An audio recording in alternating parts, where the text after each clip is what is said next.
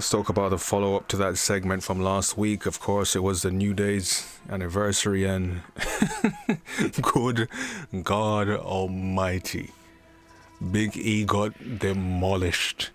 I don't know who's writing Kofi Kingston's bars and Xavier Woods' lines, but they have been cooking in the last 2 weeks. Big E got picked apart. This was brutal. Now, how it was looking over the past couple of weeks, it was looking like Xavier Woods was going to turn on Kofi Kingston, and maybe Kofi Kingston turned on Xavier Woods, but it was neither. It was a double heel turn, and they picked Big E apart on the mic. And of course, you know, they do the usual. Big E comes out there hyping it up with his Martin Luther King speeches. Big E trying to pump them up, saying he'll be their manager, and all of that was to make it look even worse when they turned on him. One of the big lines was, I tell you what, Kofi Kingston, man, is a savage. You broke your neck, so what?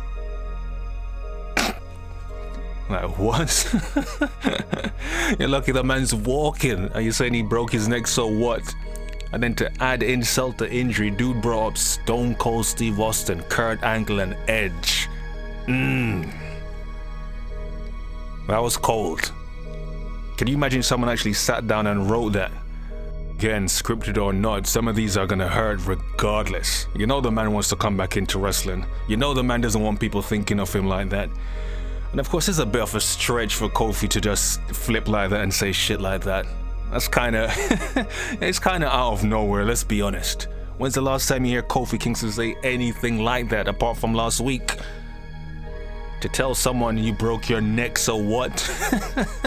Yeah, it was a bit much, but it hit hard. Man even brought up that you chose your new girlfriend over us. Then Xavier Woods probably with the KO, the nail in the coffin. You will never be medically cleared. And you could see the look in Big E's face. Again, this is scripted, but this is also real. He might never be cleared.